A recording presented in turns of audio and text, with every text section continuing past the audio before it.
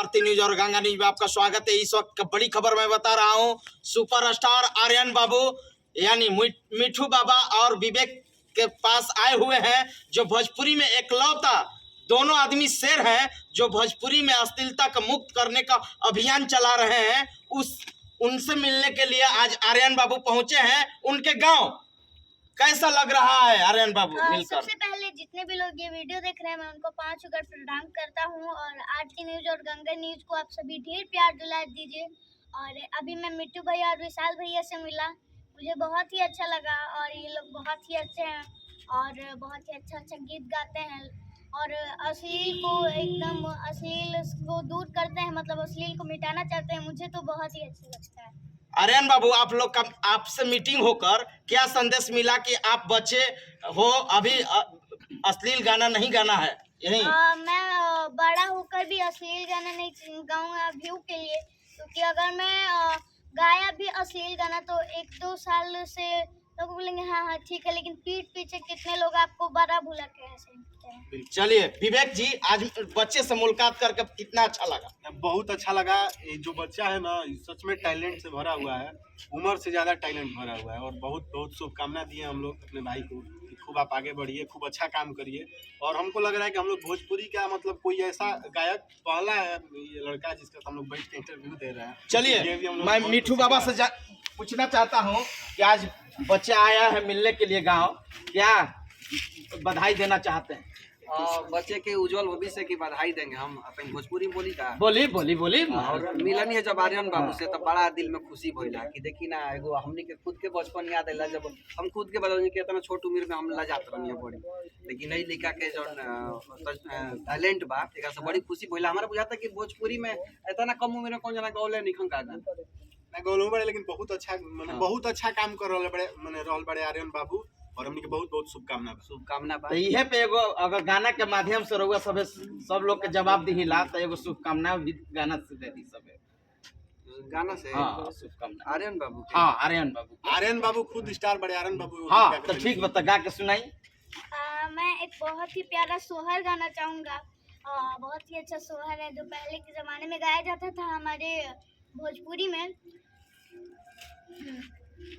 कि जुग जुग जिया सोलह नवा ओ भावनवा के भाग जागल हो, कि जुग जुग जिया सोलह नवा ओ भावनवा के भाग जागल हो, कि ललना लाल भइले फूलवा के दीपक मनवा में आस जागल हो, कि ललना लाल भइले फूलवा के दीपक मनवा में आस जागल हो।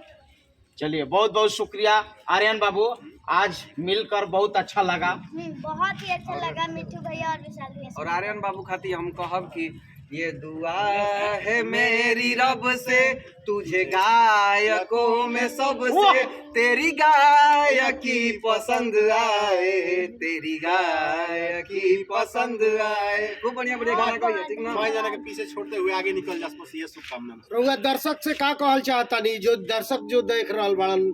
दर्शक से देखिए, हमनियों के भोजपुरिया है जा और भोजपुरिये बोले नहीं जा, भोजपुरिये गावे नहीं जा, भोजपुरिये में कॉमेडियो करे नहीं जा, माने हर चीज के व्यंग भी करे नहीं जा।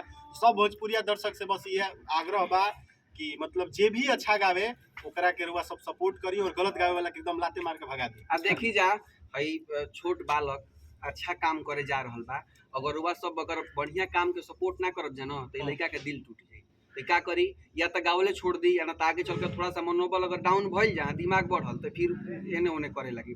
वैसे तो हम जानते हैं कि भरोसा बा बउआ पे काम ना करी, लेकिन रउआ सबसे आग्रह बा कि लड़का के सपोर्ट करब जा, ताकि खूब आगे बढ़िया बढ़िया काम। तो बाद में रोवे के परी खुदे रोई बोलो बैठ के कि भोजपुरी खराब बिया होई कुछ ना, बढ़िया के सपोर्ट करे के बा, खराब के ओने फेंक देवे के धीरे से।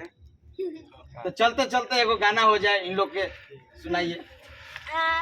मैं अपना बहुत ही प्यारा सॉन्ग एक इन दोनों आदमी के लिए जब भी इन लोगों ने गाया, ये दुआ है वही सॉन्ग में हिंदी में गा के उसको सुनाना चाहता हूँ कि ये दुआ है मेरी रब से, तुझे आशिकों में सबसे हो मेरी आशिकी पसंद आए, हो मेरी आशिकी पसंद आए, ये दुआ है मेरी रब से, तुझे आशिकूं मैं सबसे, हो मेरी आशिकी पसंद आए, हो मेरी आशिकी पसंद आए।